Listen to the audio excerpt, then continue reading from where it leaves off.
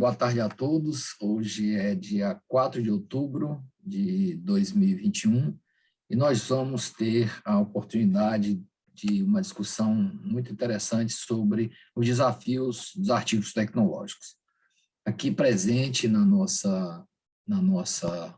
painel, inicialmente eu queria registrar a presença do professor Fernando Serra, que é o nosso chefe da divisão da ESO, e que muito nos orgulha estar aqui nesse painel. Aqui também nós estamos com o professor Eduardo Damião, da PUC do Paraná, que também é um dos coordenadores da divisão da ESO, e o professor Emerson Macari, e o professor Gustavo Mota. O professor Emerson Macari é da Universidade 9 de Julho, e o professor Gustavo Mota é da Universidade Federal do Fluminense. É isso? Bom, então, eu quero saudar todos aqui presentes. Meu nome é professor Sérgio Forte, da Universidade de Fortaleza, do PPGA. Também atuo no mestrado profissional de administração. E nós vamos iniciar essa nossa sessão, nós temos 1h45, em duas partes. A primeira parte eu vou fazer uma breve introdução, a gente faz um questionamento para cada um dos nossos painelistas, e depois tem uma segunda, um questionamento, vocês podem ir apresentando as suas questões, ou as perguntas, ou observações, e aí no chat, e depois nós vamos ter uma sessão, uns 45 minutos, ou para ouvi-los e a gente debater sobre esse assunto. Bom, inicialmente uma visão própria, né, da nossa, né, que eu acho que não é de agora que nós, pesquisadores, sentimos a necessidade de apresentar para a sociedade, para a economia, para a administração, para o governo, até para esse Brasil que precisa tanto das nossas produções, dos nossos resultados, das nossas soluções, principalmente. Mas, eu diria, nós temos pesquisas e soluções. Eu noto que o nosso sistema ainda é um pouco endógeno, isso é uma visão minha, uma visão bem inercial, a gente tem uma certa inércia e a gente tem um pouco essa endogenia, isso é muito forte, essa endogenia no meu sentimento.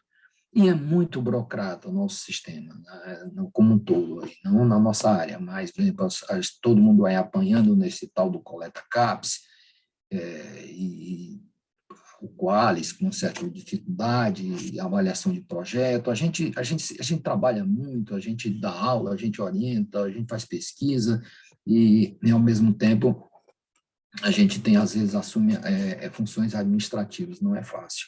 E, mesmo assim, a gente é avaliador de revista, avaliador de projetos, de programas, e é tanta coisa. Então, eu acho que todos aqui, às vezes, fica complicado o fim de semana. A gente quase, às vezes, não tem sábado e domingo, que nenhum executivo tem, que, às vezes, meio-dia, almoça, faz um bis, um negócio, fecha e sábado e domingo vai curtir, né? E a gente não, pesquisador, a gente trabalha muito. E a questão do status também, parece que a ciência tem mais status em si do que a solução, do que a tecnologia, do que, no nosso caso específico aqui, o artigo tecnológico. E isso dói muito, porque às vezes a gente pergunta assim, o que é que eu estou fazendo realmente para contribuir com a sociedade, né, com a economia, com o governo.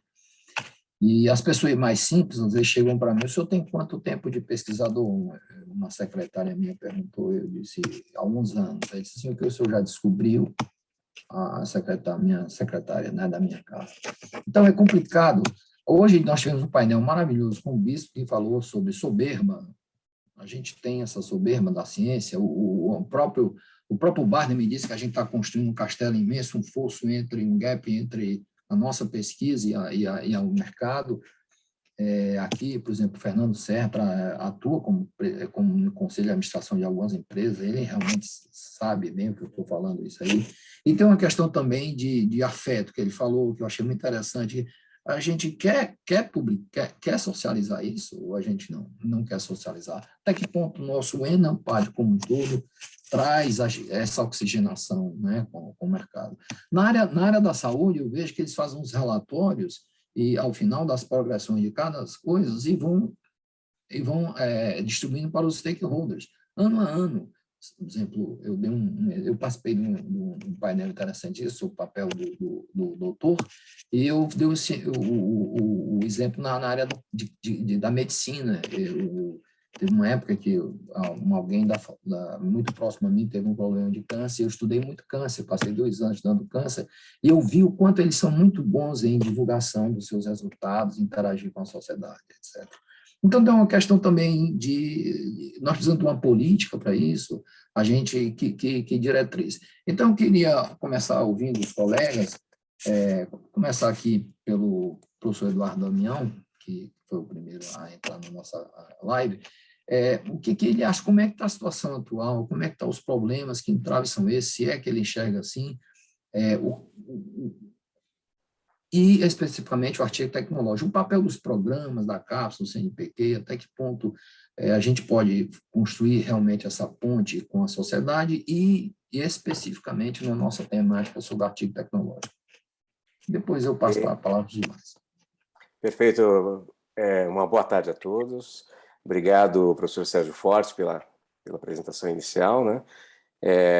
Gostaria de cumprimentar todos aí que estão participando, né? Em especial o professor Fernando Serra, nosso coordenador aí da área ESO.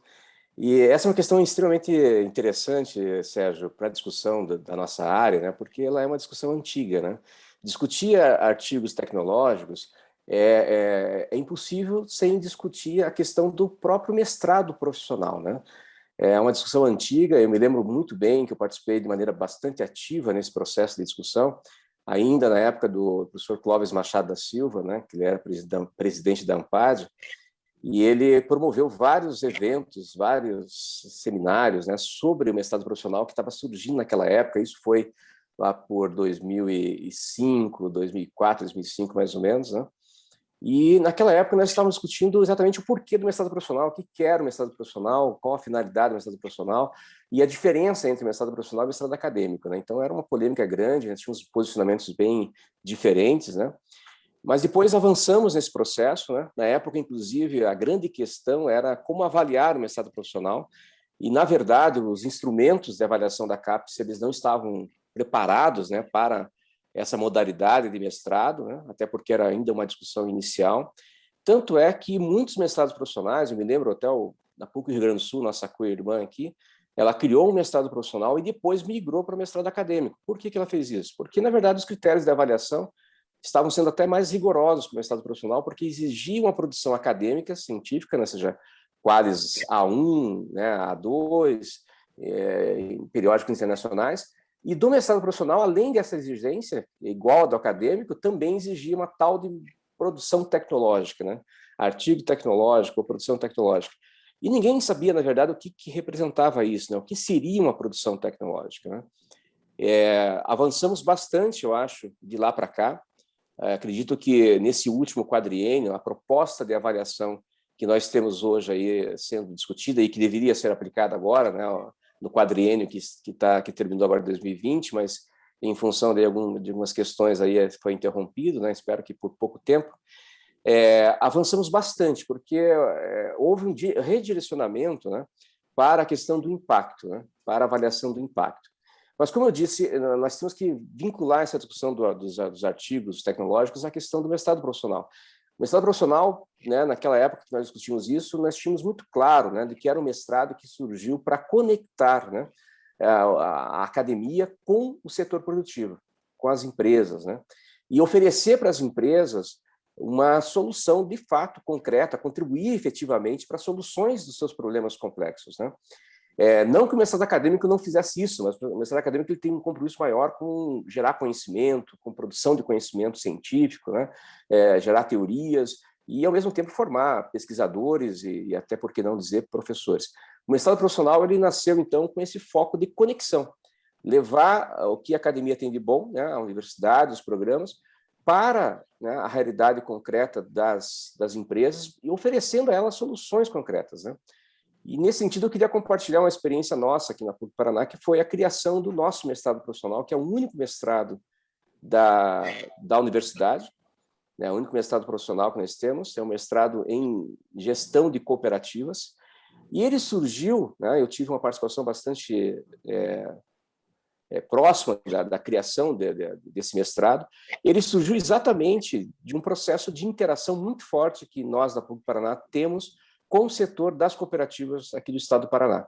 A OCEPAR, a Organização das Cooperativas do Estado do Paraná, e o SESCOP, né, que é o Serviço OS das cooperativas, já tinham conosco aqui uma relação de mais de 10 anos, né, de vários programas de treinamento, desenvolvimento de conselheiros, da formação de conselheiros, e diversos outros cursos em company, né, que eram feitos pela PUC-Paraná via OCEPAR, via SESCOP com as cooperativas. Até que chegou um momento onde eles nos procuraram, né, especialmente o presidente da OCEPAR me procurou, nós conversamos e ele me disse o seguinte: Damião, nós gostaríamos de que vocês criassem um mestrado profissional para ser o local onde iria se produzir conhecimento acerca do cooperativismo no Brasil, né? E ele lançou esse desafio, né? E aí fomos, né, avançamos, desenvolvemos o projeto, ele foi aprovado. E a grande mensagem do projeto foi exatamente oferecer às cooperativas soluções para os seus problemas complexos, né? Ou seja, então esse é o foco principal do mestrado profissional nosso em gestão de cooperativas. A partir desse momento, né, nós nos deparamos com essa realidade, né? O mestrado estava funcionando, mas os critérios de avaliação estavam ainda muito voltados, muito em cima de critérios acadêmicos, né? Ou seja, produção A1, inclusive não só no sistema CAPES, né, da avaliação, mas também na própria universidade. A própria pró-reitoria nossa cobrava de todos os professores do mestrado profissional exatamente os mesmos indicadores de produtividade, né? Q1, CIMAGO, Q1, Q2, ou A1, A2, da mesma forma que os mestrados acadêmicos, né? Então, nós tínhamos que continuar produzindo, e eu participo dos dois programas, então, continuar produzindo do ponto de vista dos critérios de mestrado acadêmico, mas, além dessa produção, que também era cobrada no mestrado profissional, nós também tínhamos que dar conta dessa missão nossa, que era resolver problemas, oferecer soluções, né, para os problemas complexos das cooperativas. No entanto, esse processo, que se dá de diversas formas, né, com vários produtos tecnológicos, que hoje a gente classifica como produtos tecnológicos, eles não eram igualmente, né, avaliados, né, ou seja, não tinham o mesmo peso na avaliação do que a produção científica tradicional no mestrado acadêmico. O que isso resultava? Uma sobrecarga enorme de trabalho, né, porque nós tínhamos que mostrar para as cooperativas que o mestrado, né, estava ali trabalhando para cumprir a sua missão, ou seja, tinha uma produção que era de interesse das cooperativas, no sentido prático, no sentido do seu dia a dia, né, estava oferecendo soluções. A OCEPAR também nos cobrava isso, porque ela financia o nosso programa, né, financia todos os alunos, ela contribui com bolsa para 100% dos alunos que são oriundos de cooperativas, né. Além disso, nós temos diversas atividades, eventos que são financiados também pelo setor produtivo. Nós temos uma viagem internacional, né, que os alunos todos os anos fazem visitas técnicas. Os 2 primeiros anos foram para a Alemanha, para a Espanha. Os 2, terceiro e quarto ano foi para a Alemanha, depois para a Holanda. Ou seja, todos os anos, financiado também pelo setor produtivo, os alunos fazem essa viagem para fazer um estudo de comparativo entre o cooperativismo brasileiro e o cooperativismo nesses países, né? E isso agrega um valor enorme ao programa. Então, há um compromisso nosso de também fazer a nossa parte no sentido de ter uma produção relevante para as cooperativas, para o dia a dia delas, né? E isso acabava sobrecarregando os professores, né? Além disso, né, nós também percebemos que não houve uma evolução na valorização, né, da avaliação desses produtos tecnológicos, né, como consultorias, como treinamentos em company, como programas de desenvolvimento, né, que nós fazemos diversos, né. Temos um em andamento agora, que é o programa do compliance do cooperativismo paranaense. Ou seja, estamos implantando compliance, e já 31 cooperativas já participaram do programa, e algumas já concluíram, outras estão em andamento, né, e isso aparece lá como uma atividade, talvez uma produção técnica, né, mas não tem uma valorização como é cobrado da produção científica, né? E é importante, né, a definição do que é um artigo tecnológico, né? Daí eu termino aqui meu comentário, Sérgio. Eu gosto muito da definição de artigo tecnológico da AmpCont, né, que é a associação lá dos programas de contabilidade, né? O Fábio Fresati, acho que ele contribuiu muito com essa definição. Ele fala o seguinte: o artigo tecnológico é o produto final de uma pesquisa aplicada ou produto tecnológico que relate especialmente de forma precisa e objetiva, o problema a ser estudado e o resultado ou a solução estabelecida para a situação problema. Portanto, deve ter abordagem predominante na solução de problemas e oportunidades de melhoria. E é exatamente isso que nós fazemos no nosso programa, né? De maneira bastante clara assim, e intensa, mas a valorização ainda não é correspondente, né, ao esforço que isso demanda dos pesquisadores e dos programas de mestrado profissional. Então, acho que para iniciar seriam esses comentários, Sérgio. Muito obrigado. Já que você fez deu a deixa, né, do que é realmente o artigo tecnológico, conceituou muito bem e chamou aí o nosso Fábio Fresati, o nosso querido amigo Fábio Fresati. Vou passar a palavra, então, para o Gustavo Mota, que é uma expertise nesse tema, inclusive tem artigos sobre artigo tecnológico, além de ter sido editor de revista. O Gustavo, fala um pouquinho de você também. Oi, Sérgio. Oi, Eduardo. Oi, pessoal. Boa tarde. Eu vou começar falando, na verdade, um pedido de desculpa, né? Assim, eu provavelmente estou com algum problema técnico aqui que eu ainda não consegui identificar, eu não consegui ingressar pelo computador, e aí a solução foi tentar entrar aqui pelo celular. Vocês estão me ouvindo bem, me vendo bem? Ah, que bom. Eu peço desculpas se eu não peguei a parte inicial, mas eu consegui assistir boa parte da apresentação do Eduardo, e eu concordo muito com todas as suas falas, com toda a sua fala, Eduardo. Inclusive, vou tentar complementar aqui, né? Vou fazer aqui um agradecimento ao Sérgio pelo convite, ao Fernando, ao Macari, né, que está aí também, não sei se está aqui conosco agora, mas enfim. A minha jornada nessa área de artigos tecnológicos, Sérgio, ele já vem principalmente a partir de 2015, né, quando eu fui convidado pelo professor Rogério Quintela para assumir a editoria da TAC. E aí a gente percebeu que um dos pilares importantes para esse processo de conscientização a respeito de artigo tecnológico era a divulgação e o trabalho meio de formação mesmo para artigos tecnológicos, né? Então a gente já conseguiu de lá para cá assim a participação eu acho que de lá para cá em todos os Enampads eu fiz alguma apresentação com essa temática. O SEMEAD eu devo ir agora para a terceira apresentação sobre essa temática. O CIGEP lá com o Macari também já fizemos uma discussão. E, enfim, vários periódicos passaram também a abrir espaço para essa discussão.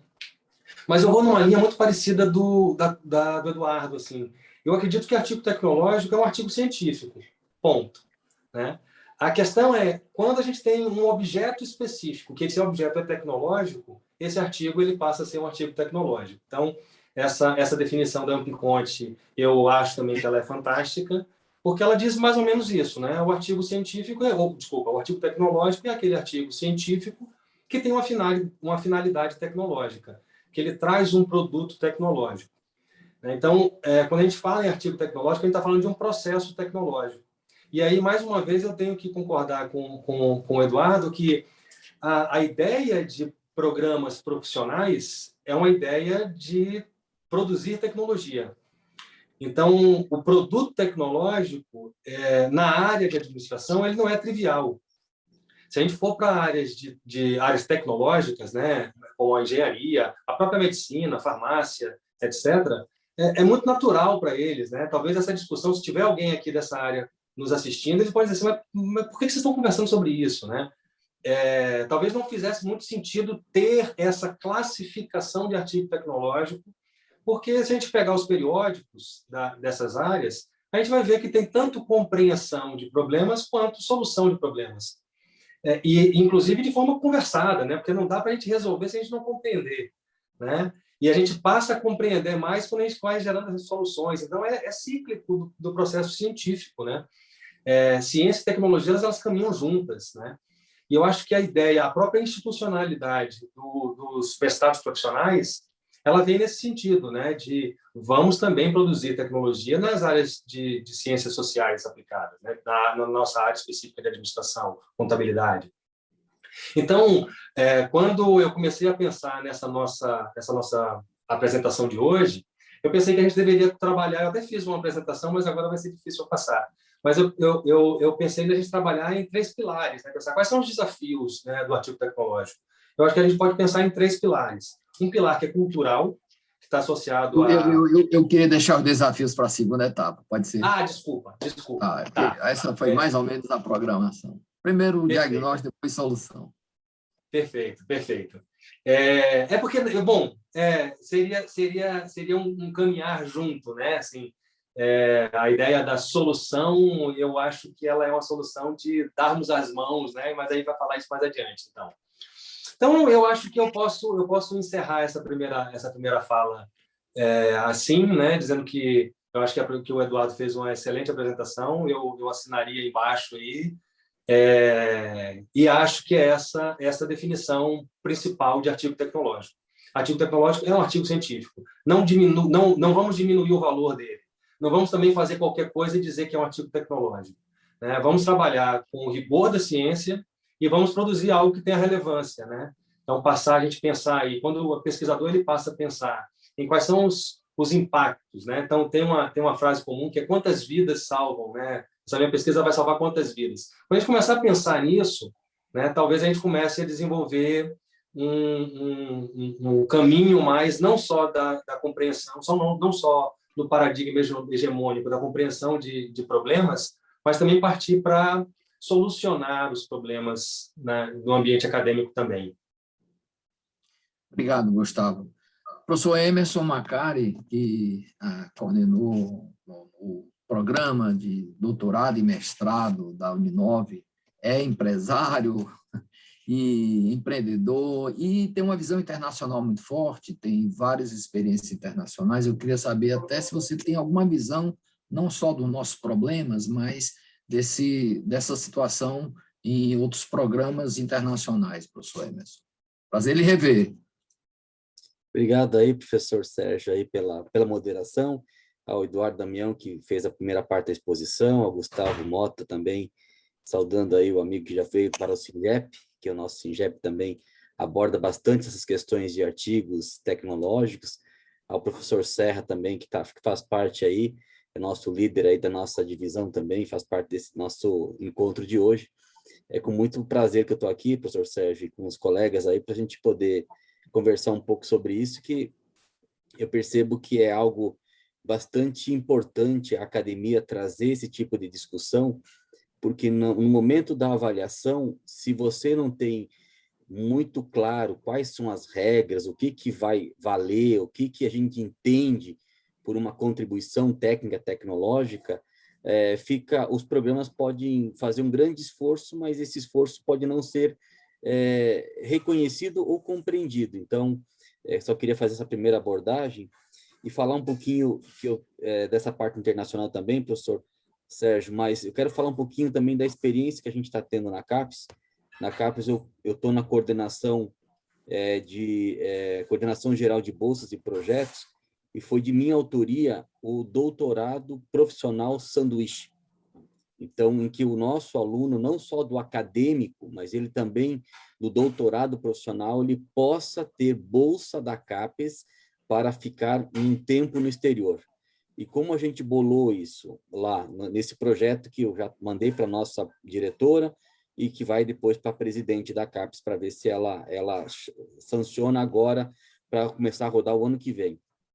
A ideia, diferentemente do doutorado acadêmico, em que a pessoa vai para uma universidade por 6 meses, por 1 ano, fazer lá seu estágio doutoral, no doutorado profissional sanduíche, o aluno ele vai para o exterior, ele fica 6 meses na universidade, pago pela CAPES, e 6 meses ele fica ou na empresa, ou no laboratório, ou na fábrica, ou no consultório, ou no hospital, em qualquer área onde tenha a aplicação. Então, ele estudou uma parte, desenhou o projeto, e aí depois ele vai aplicar esse projeto. Então, metade do orçamento é pago, metade da bolsa pago pela CAPES, outra metade pago pela empresa, pelo escritório de advocacia, assim por diante. E aí a gente está juntando, e como um produto desta experiência, ele vai trazer para nós, essa pessoa, um relato da sua aplicação, do que ele viu lá e como ele aplicou o conhecimento com a prática, linkado com a sua tese, no caso, profissional. Então, a primeira abordagem internacional que eu queria dizer é um pouco também, e isso eu quero até deixar aqui bem evidente, que, na verdade, quando eu cheguei na CAPES do ano passado, em julho do ano passado, eu estava lá, comecei a organizar o sistema de avaliação do PRINT, que é o maior programa de internacionalização das instituições, mas aí um dia, falando com a professora Cristina Marques, que é a coordenadora do mestrado e doutorado profissional em projetos da Uninove, ela, Emerson, veja para nós aquela questão lá, se vai ou não vai ter bolsa para doutorado profissional e tal, porque é uma demanda da comunidade. Falei, Cris, ainda bem que você me lembrou, porque eu estou aqui tão envolvido com outras coisas que esse negócio não estava nem no meu radar. Vou atrás disso. Aí eu falei com a nossa antiga diretora, a professora Heloísa, ela topou a ideia, e daí já desenhei, fizemos já o projeto, agora está na mão da nova diretora nossa aí e da presidente para ver se ela emplaca, porque faz todo sentido a gente também ter um financiamento, até para ter uma legitimidade dessa questão em que existe um financiamento público, que reconhece a pesquisa como válida, e um financiamento privado em que você tenha desse financiamento um resultado aplicado para a sociedade. Então, isso que eu queria fazer a minha parte inicial dessa minha conversa aqui nesse grupo, falando um pouquinho sobre isso e daquilo que eu pude vivenciar e até mesmo interagir e fomentar aonde eu estou lá na CAPES. Então, essa é a primeira parte. A segunda parte, professor Sérgio, e eu acho que é bem importante, que é também, nós, como o professor Eduardo Damião também falou, nós também temos isso na Uninove, em que o nosso aluno do mestrado e doutorado profissional, eles têm uma experiência no exterior, isso é obrigatório, faz parte da matriz curricular, e eles passam um tempo no exterior, juntando, de manhã tem as aulas, no caso normal, e à tarde tem as visitas e aplicação nas empresas, como é que aquela teoria, as questões na prática acontecem, e o nosso aluno ele tem que fazer daí um relatório sobre a questão, juntando a teoria com a prática que ele vivenciou. Então, são iniciativas também que faz com que aproxima a pesquisa científica, acadêmica, da questão também da aplicação. Então, esse que é o nosso objetivo. E assim, o que a gente percebe lá fora também, professor Sérgio e colegas?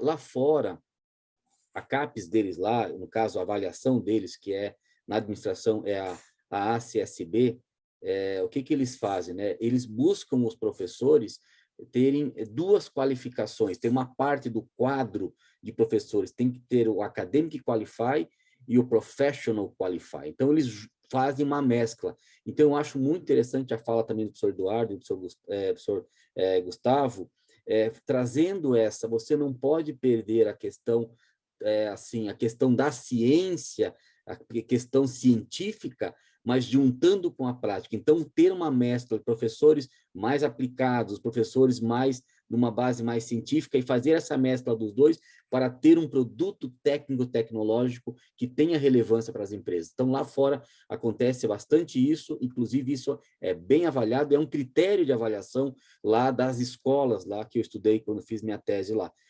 Então, isso acho que é importante. E os alunos lá, eles são também colocados nessa questão desta aplicação. Então, eu estava analisando o SNPG 2010-2020, e nesse SNPG 2010-2020, ali tinha que... O que ia acontecer nesses 10 anos até 2020? Teria que ter cursos à distância, teria que ter doutorado profissional, e a maioria dos mestrados, os mestrados que sobrariam seriam com caráter mais aplicado. Então, tudo isso a gente viu que realmente nesses 10 anos aconteceu. Já saiu o doutorado profissional, já tem agora a possibilidade de fazer cursos em EAD, e agora com a pandemia, então isso ficou escancarado, ainda bem que já estava nessa regulamentação. Então, isso que eu vejo hoje que a academia está muito mais receptiva a essas questões de juntar a academia, a teoria científica, com problemas reais, para tirar produtos técnicos, tecnológicos que vão ter impacto na vida das pessoas, nas empresas, na resolução de problemas reais, não somente, como era antes fomentado, resoluções de teorias, mas ainda não se olhava tanto a aplicação. Então, a nossa área cabe realmente identificar essas boas ações, identificar os bons produtos, e, em cima desses bons produtos, criar bons critérios de avaliação dessas iniciativas. Até para a gente não matar como é que era antes, né? Antes que, como tinha lá no começo, falar até para o professor Gustavo, e também o professor Eduardo, que acho que foi o professor Eduardo que falou, a gente fazia todo um esforço para ser um curso profissional, mas tinha que ser todo acadêmico. Então, você estava ali num esforço gigante para ter uma pegada profissional, mas você não podia deixar de ter essa pegada acadêmica. Então, ficava nessa crise de identidade entre o mestrado profissional, doutorado profissional, mestrado acadêmico e doutorado acadêmico. Ficava nessa crise. Eu acho que a hora que a gente conseguir limpar bem essa área, tanto o mestrado e o doutorado acadêmico ficará mais claro a avaliação dos critérios, quanto também o profissional e as suas contribuições, que elas são, na verdade, tão importante quanto uma dá subsídio de teoria, a outra aplica a teoria e dá subsídio de aplicação e de resultado na prática. Quer dizer, essas duas têm que se conversar. Então, eu queria fazer só essa inicial, contando um pouquinho dessa experiência e também do esforço que eu estou tendo dentro da CAPES lá, até na minha gestão lá na coordenação, empurrando essa questão para a gente ter finalmente um financiamento da CAPES para os doutorados no programa PDSE profissional, Programa de Doutorado Sanduíche Profissional.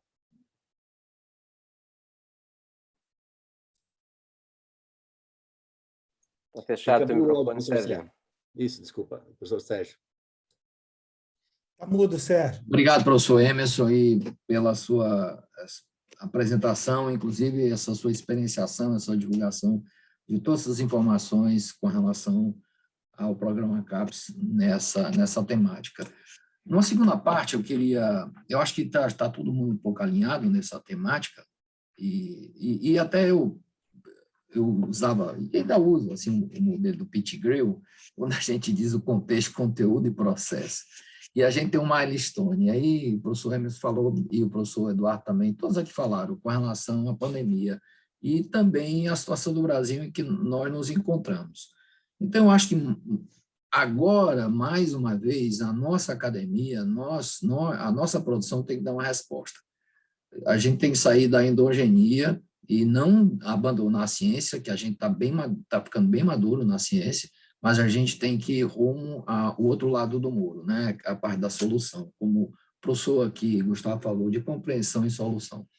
Professor Eduardo, na sua visão, como é que fica agora, doravante, que desafios nós vamos encontrar e que, mais do que isso, que estratégia a gente deve apresentar, ou que poderia apresentar para que a gente desse um impulsionamento nesse processo de comunicação que aí a reboque vai o artigo tecnológico. E ainda perguntaria mais, artigo tecnológico é só para mestrado profissional e doutorado profissional?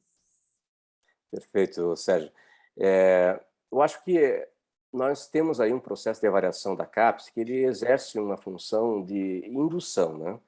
À medida que, né, os critérios vão sendo definidos ali, ficando claros, né, e eles vão cumprindo esse papel junto aos programas, induzindo o comportamento dos programas, o direcionamento, e por que não dizer da própria estratégia. Esse último quadriênio, né, eu acho que ficou muito clara a mudança que foi proposta e que deverá ser implementada aí depois dessa solução aí da questão jurídica, né, que é exatamente uma orientação muito forte para a questão do impacto. Né? Qual o impacto, né, daquilo que os programas fazem na sociedade?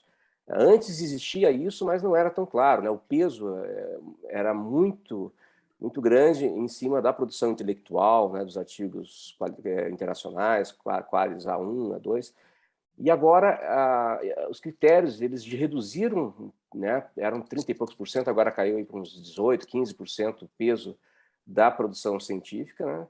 E aumentou bastante essa questão da presença do programa na sociedade, do impacto, né? Só que isso ainda vai ter que ser assimilado pelos programas e um tempo, né, para que isso possa realmente traduzir-se em ações e orientadas, né, por essa forma de avaliação. Mas acho que isso já é um passo importantíssimo, né, para mostrar que, não, aí eu diria que não é somente para o mestrado profissional, mas é também para o mestrado acadêmico ou para os programas acadêmicos, né? Os dois programas, nesse processo de avaliação, eles devem mostrar qual a relevância que eles têm na sociedade, qual o impacto que eles trazem para a sociedade. E isso é um processo inicial para desmontar ou diminuir aquele muro que você colocou entre o setor produtivo e a academia. Eu me lembro muito bem, eu participei durante uns 12 anos do Conselho da Federação das Indústrias aqui do Estado do Paraná. E eu participei de várias reuniões, né, desse conselho, vários comitês, né? E o presidente da federação, várias vezes, e alguns diretores, né, de um peso importante na federação, falavam o seguinte: há um muro entre a universidade e a realidade empresarial, a realidade do que acontece nas empresas, né? E eu perguntava para eles, por que vocês falam isso? Porque nós queremos, né, que esse muro não exista, porque nós queremos fazer pesquisa, nós queremos visitar as empresas, ter acesso aos dados das empresas, produzir conhecimento a partir da realidade do que acontece nas empresas. E aí a resposta deles foi o seguinte: os problemas que vocês nos apresentam quando vêm fazer pesquisa não tem nada a ver com a nossa necessidade, nada a ver com a nossa realidade, né? E aquilo que nós precisamos de fato, né, vocês não têm interesse em pesquisar. Ou seja, faltava o quê? Um diálogo, né? Faltava uma aproximação, faltava uma comunicação entre a academia e esse mundo, né, mundo empresarial. A partir dessa realidade ali, né, novamente, a estratégia do nosso programa foi, da criação do nosso mestrado profissional, foi exatamente eliminar isso, começar num processo de diálogo, de comunicação. Então, acho que esse é um ponto importante, né? Talvez seja um desafio aí que nós temos que enfrentar. É a questão de linguagem, né? A linguagem do produto tecnológico, a linguagem do artigo tecnológico, apesar de que eu concordo plenamente com o que o Gustavo falou, ele é um artigo científico. E como artigo científico, tem que ter rigor científico, tem que ter toda a qualidade da produção de ciência que todos nós conhecemos e sabemos que deve ter. No entanto, né, talvez tenhamos que compreender que a linguagem ela é diferente. Nos Estados Unidos isso é muito comum, né? Você pega mesmo ali em Harvard, né, você tem autores que produzem, né, para um MSJ, por exemplo, lá com uma linguagem bem científica, acadêmica, né, com metodologias voltadas para uma questão bastante acadêmica, e o mesmo autor, muitas vezes, ele escreve artigos para publicar em periódicos, como a Harvard Business Review, por exemplo, que é uma linguagem muito mais voltada para o executivo, muito mais voltada para a empresa. E a questão aí não é de qualidade, não é que um tem maior ou menor qualidade, a questão é de que estão conversando com públicos diferentes, né? Então, esse é um desafio. Acho que eu colocaria o desafio da linguagem. Né, antes desse desafio, eu acho que é importante deixar bem claro, né? A qualidade não se discute, né? O rigor científico não se discute, porque os dois trabalhos são trabalhos científicos, são contribuições científicas, né? Mas temos que observar essa questão da linguagem, porque nós estamos nos comunicando com um público diferente. Então, esse é um cuidado importante para que a gente possa ter uma disseminação do produto tecnológico com maior qualidade. O outro ponto é uma discussão até mesmo epistemológica, que eu diria, né? Ou seja, mesmo no acadêmico ainda falta muito a gente aprofundar nas questões epistemológicas. E existe, né, a postura, né, ou seja, a produção científica voltada para criar novas teorias, desenvolver novas teorias, né, principalmente onde há lacunas, né, que estão aí escancaradas, onde faltam teorias, mas há também um processo de testar teorias que já existem, né? Eu me apoio aqui bastante em Karl Popper, por exemplo, onde ele fala no sentido da gente testar teorias, buscar corroborar teorias, né? E eu acho que esse é uma das formas, né, que nós podemos utilizar para ter uma epistemologia, né, bastante coerente com o que fazemos no mestrado profissional no sentido de aplicação, né, de testar teorias, verificar, né, qual a real, né, funcionalidade de certas teorias. E podemos ali corroborá-las, né, ou falseá-las, né, dentro de uma linguagem bastante simples, assim, mas só para ser mais objetivo, né? Corroborá-las ou falseá-las, né? Então, esse é um ponto também. E utilizando uma linguagem mais kuhniana aí de paradigmas, né, nós sabemos que existe um período do paradigma ali que você não questiona as teorias, você aplica as teorias, né, que é a fase de ciência normal que o Thomas Kuhn lá nos fala, né, das revoluções científicas, né? É um período onde você utiliza as teorias para resolver aqui anomalias que vão surgindo, ou seja, problemas. Então, do ponto de vista epistemológico, nós também podemos nos apoiar nessa visão kuhniana e dizer que existem certos períodos onde as teorias estão com um certo nível de corroboração tal que você pode aplicá-las, né, para resolver problemas práticos, concretos, né, das empresas. E vai chegar algum momento que talvez esses problemas comecem a serem tão complexos que as teorias, né, já não dão conta mais, você já não resolve mais. E aí talvez surja aí um processo de degeneração do paradigma e, quem sabe, até contribua aí para surgir um novo paradigma, né, que é o processo lá do Kuhniano, né, de como avança a ciência. E eu vejo essa aplicação no mestrado profissional, ou seja, o produto tecnológico, nessa fase, uma fase de ciência normal, onde você usa as teorias vigentes, teorias corroboradas, com alto nível de corroboração, para resolver problemas práticos. Até que, em determinado momento, talvez os problemas cresçam e aumentem a complexidade de tal maneira que você vai ter que construir novas teorias para dar conta desses novos problemas.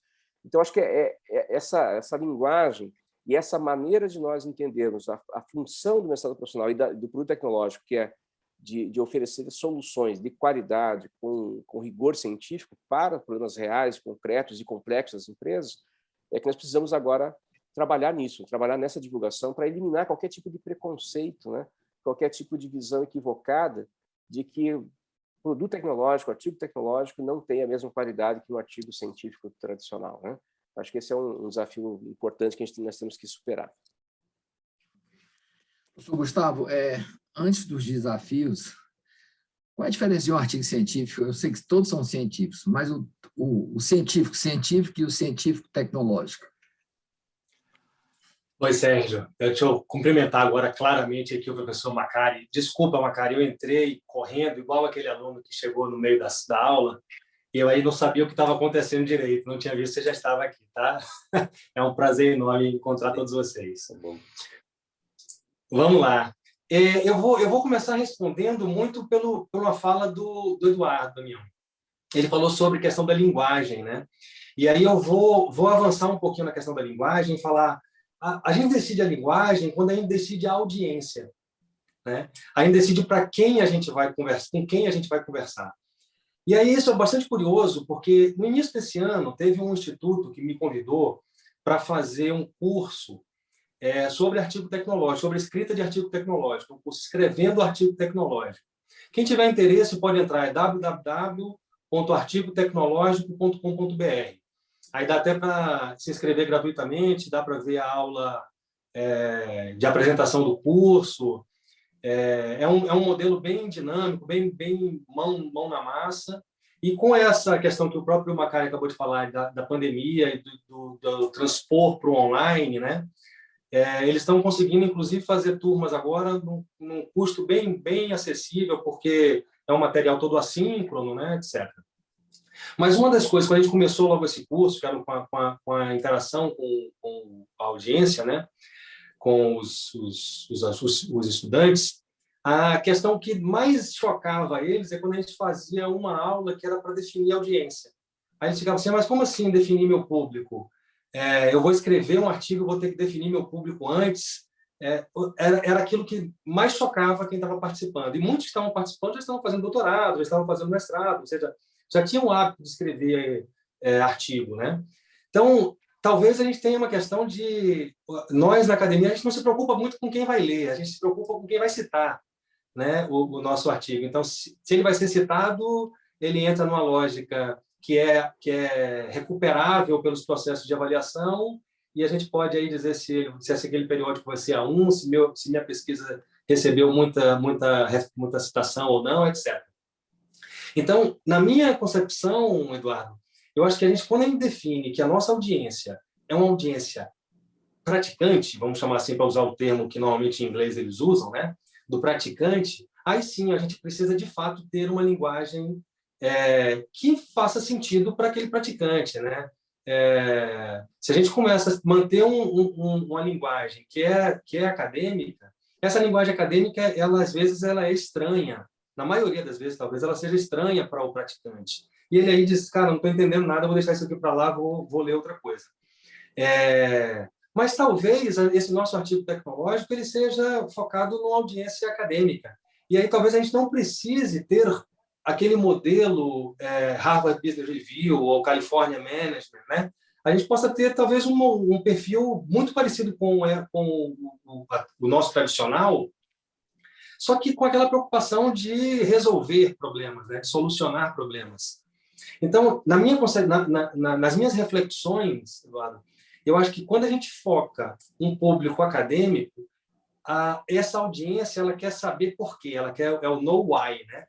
Então, nesse saber por quê, talvez eu precise manter toda a descrição minuciosa do procedimento metodológico, o aprofundamento teórico que dá base para aquelas minhas conclusões, etc., que eu posso, talvez, abrir mão quando eu for conversar com uma audiência praticante, que essas questões provavelmente interessam menos do que o resultado em si. Né? Ele quer saber, tá bom, mas e aí? Né? E para mim, como é que funciona isso? E aí eu estou te comentando isso porque eu fiz um trabalho, já tem algum tempo, já está até ultrapassado, mas pegando dados cientométricos, né? E eu peguei alguns periódicos, eu até tenho aqui a lista, né? Academy of Management Perspectives, né? A Business Horizons, a California Management Review, Harvard Business Review, Interfaces, a Long Range Planning, alguns que têm essa ótica mais do praticante, né? E todos eles, num grau de reputação acadêmica A1. Né? Aqueles que não estavam na classificação A1 estariam de acordo com os critérios. Né?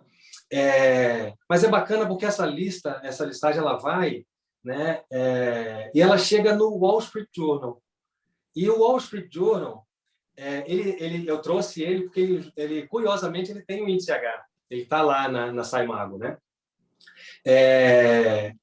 Que é um índice H, era, né? 7, eu não sei como é que está hoje. E isso, na época, daria ela B1. Aí a gente fica pensando em questão de impacto, que você estava falando. Poxa, você já pensou se o impacto social daquilo que saiu no The Wall Street Journal é inferior ao que saiu na Academy of Management Perspectives ou na Long Range Planning? Não faz sentido, né? Não tem sentido algum isso. O impacto social, sem dúvida alguma, é muito maior. Mas por quê? Porque a gente está usando uma métrica que é acadêmica, que aí volta para o que você falou no início, né? E que o Macari chamou a atenção. A gente fica tentando sair, mas a gente volta, né? A gente não consegue criar sistemas que deem conta do que de fato tem que dar, né? Então, Sérgio, tentando responder a sua pergunta depois dessa volta que eu dei, eu acho que o que diferencia o artigo, a gente não precisa talvez diferenciar artigo tecnológico de artigo científico, né? O que a gente precisa é permitir que a inovação dentro da academia, que outros modelos eles surjam, né? E para permitir isso, a gente tem que baixar a guarda, a gente tem que deixar a inovação surgir, que venham outras métricas, venham outras propostas de avaliação. Nesse processo, talvez a gente permita uma avaliação alta para algo que não é tão bom. Faz parte, né? Até a gente entender que, então eu tenho que fechar essa porta aqui. Abre essa de cá. Essa daqui tem que fechar de novo. Até a gente ter ali um modelo que favoreça essa interação academia-indústria, né? Em que os sistemas de reputação eles conversem e não sejam fechados entre si. Não vou valorizar só o que vem da academia, eu vou valorizar também o que vem da indústria. E a indústria também diz assim, dá para valorizar o que vem da academia, por quê? Porque agora, ao contrário do que vocês mesmos chamaram a atenção, né? Agora, da Firjan lá, né, Daniel? Agora eu tenho algo que eu posso contribuir com vocês. Olha aqui. Né? Então, eu acho, Sérgio, que o que diferencia aí é a audiência. Para quem você vai falar? E aí, para quem você vai falar, você tem que se preocupar com o modelo. Se a gente pegar a Harvard Business Review, vocês não vão encontrar nenhuma citação, nenhuma referência. Mas a autoridade é que dá a referência. Quem escreve, você diz, eu não preciso duvidar desse cara, né? Falando sobre isso. Então, está ali, está atribuída à autoridade. Tanto que normalmente a Harvard Business Review é por convite, né? A publicação. Então, a gente talvez não precise ter uma Harvard Business aqui no Brasil. A gente pode ter um modelo híbrido, né? Até a gente chegar num ponto em que a gente vai dizer assim, vamos criar, então, uma versão praticante. A gente vai ter ali, talvez, um jornalista, ou vamos desenvolver essa competência jornalística para escrever, e vamos traduzir o que está nos nossos periódicos tradicionais para um periódico que vai ser acessado por um público praticante. Obrigado, Gustavo. Muito importante ouvir você, que você tem uma experienciação muito forte nessa área de artigo tecnológico. E essa lista aí, depois, era bom se a gente, a própria Ampad pudesse passar para a gente ver na Ampad, né? Professor Emerson, na visão institucional, ainda na sua visão institucional, CAPES, CNPq e outras instituições, aqui foi falada, incluindo as nossas IES, o que é que dá para fazer ainda? Né? O que é que dá para fazer daqui para frente? Que desafio nós vamos ter e principalmente, que estratégia a gente poderia adotar para simplificar e tirar esse preconceito? Olha, eu acho assim que uma boa parte do preconceito começou a cair quando foram reconhecidos os doutorados profissionais. Porque doutorado, você subentende-se, o mestrado, você subentende-se que você vai formar mestres, que são pessoas que têm competência para a docência e já, obviamente, um tino para pesquisa, já tem um preparo, até para poder fazer a dissertação e está preparado para assumir uma sala de aula. Já o doutorado, você pressupõe que você está formando doutores que são pesquisadores em essência. Então, quando você fala que quando você consegue fazer que existam doutorados profissionais, você subentende-se que tem pesquisa de alto nível feito em objeto que vai ter um cunho de aplicação técnica, tecnológica, com impacto na sociedade. Então, eu acho, assim, professor Sérgio, que uma grande parte do problema ele foi sanado ali. Até porque muitos, no começo, eu lembro, lá em 2003, quando eu comecei a trabalhar com isso na Uninove, o pessoal falava que o mestrado profissional nada mais era que uma especialização, para dar um título de mestre, para ficar um pouco mais dourado e cobrar um pouco mais caro. E a gente sofreu muito preconceito, eu lembro. Tanto é verdade que o próprio nosso PPGA da Uninove, que é doutorado hoje, nota 5, nosso mestrado em projetos também é nota 5, profissional em projetos, ele era profissional no começo, na sua essência, mas ele teve que virar acadêmico para poder concorrer ao doutorado. Então, a gente mudou em 2005 para acadêmico, para poder, em 2007, pedir para virar, então, doutorado.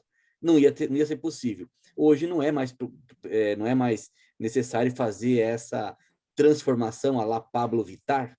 Você tem que falar uma coisa e por baixo tem outra coisa, entendeu? E aí a gente, então, hoje podemos ser o que nós somos, não precisamos ficar disfarçando, né? Então, lá no passado, era muito mais difícil a vida do profissional. Hoje, eu já acho que tem essa... Até porque a nossa ciência, que a gente está inserido, administração, economia, direito, contabilidade, turismo, ciência social aplicada. Então, teoricamente, a gente também só trabalha com pesquisa aplicada. E o que fica evidente no mestrado e doutorado profissional é realmente que o seu objeto e a sua entrega técnica e tecnológica tem que realmente ter esse caráter obrigatoriamente.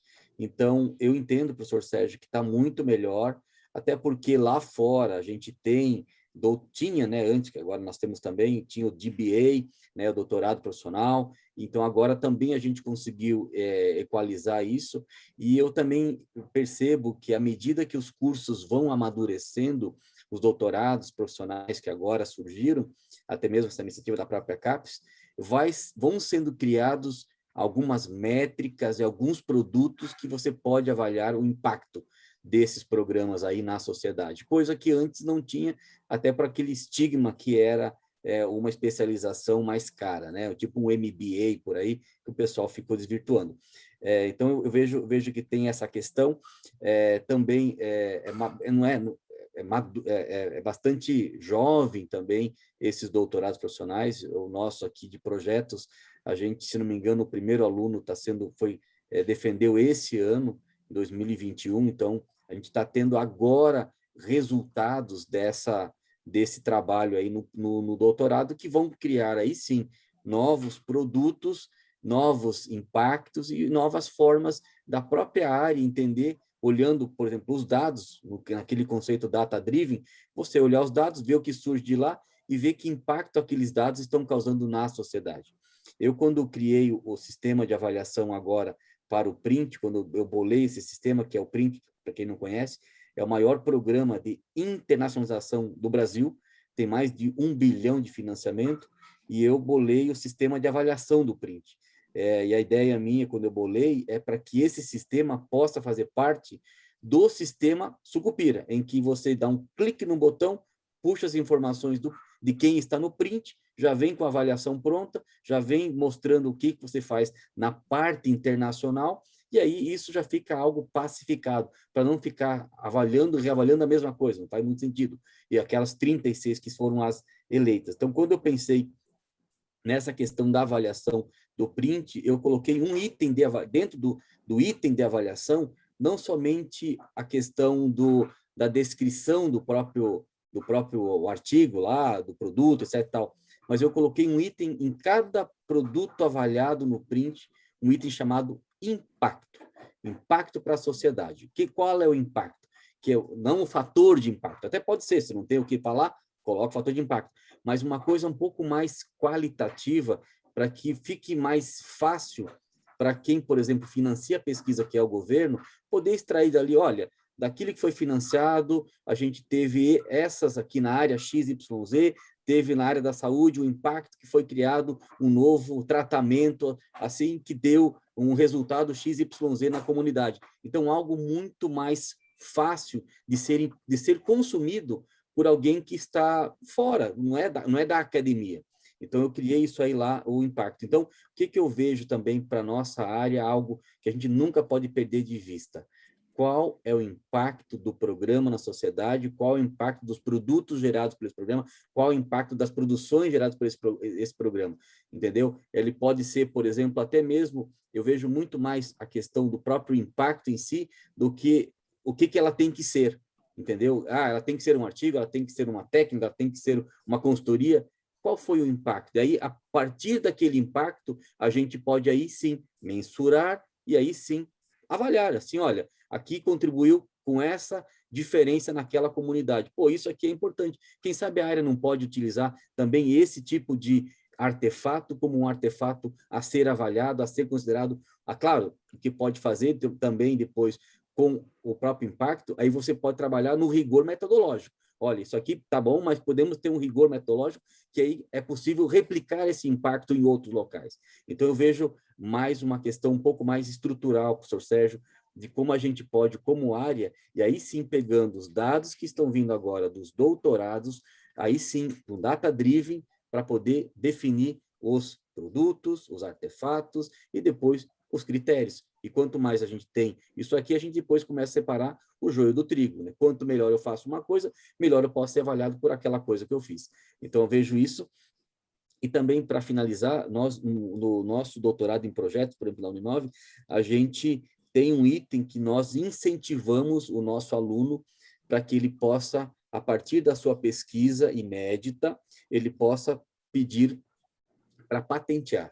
Então, é um dos possíveis resultados, esse patenteamento dessa técnica, dessa peça, desse modelo de gestão. Então, isso a gente tem já no core do curso, que aí a gente faz com que o aluno ele vá nessa direção, ele consiga já vislumbrar que ele tem que trabalhar algo que possa criar isso. Então, a gente, enquanto área, a gente tem que dar o trilho, assim, sinalizar qual é o trilho, e a partir disso, a gente vai ver em qual velocidade a área pode andar. E também a gente vai garimpando, encontrando novos caminhos para botar novos trilhos, entendeu? Mas isso só consegue ser feito você olhando também os dados, olhando aquilo que vem do campo e incentivando as boas ações, porque senão, se você começa a priori definindo o que vai ser avaliado, sem saber o que poderia ser avaliado, você acaba entortando todo mundo para uma área, e aí impede a serendipity, quer dizer, deixa a área trazer soluções, trazer coisas boas, que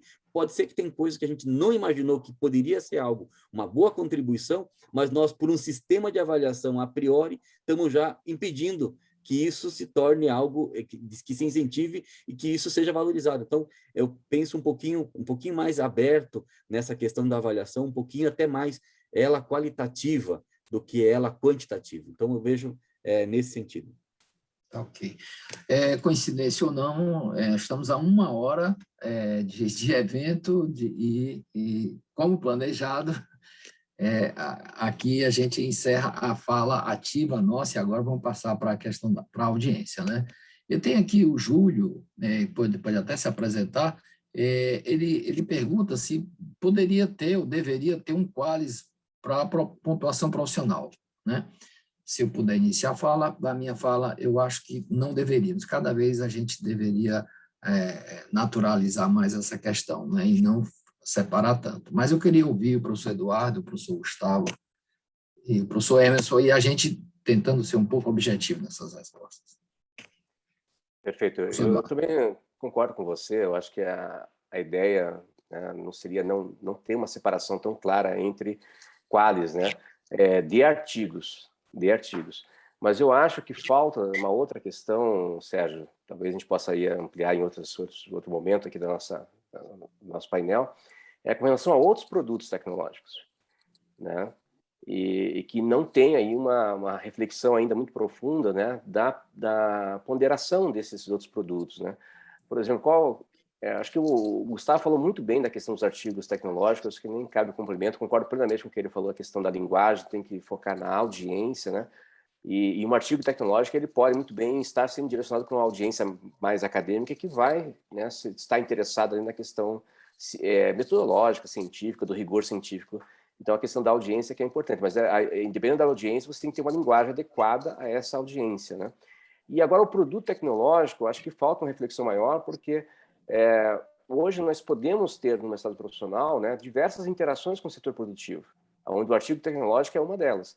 Agora, temos a consultoria, temos os treinamentos, né, de desenvolvimento de pessoas, os programas que levam, né, uma contribuição, ou oferecem uma contribuição riquíssima para o setor produtivo, para as empresas, de alta qualidade em função do nível, né, dos professores em termos de compreensão aí das teorias e de metodologia também, mas que esses produtos não são relatados, mas não são valorados adequadamente. Eu acho que talvez um Qualis não de artigos, eu acho que deveria ser, né, o único, né, como você colocou, mas acho que deveria ter algum tipo de instrumentos de valoração desses outros produtos, né, que podem ser relatados no programa profissional, como, por exemplo, consultorias, projetos de desenvolvimento e assim por diante.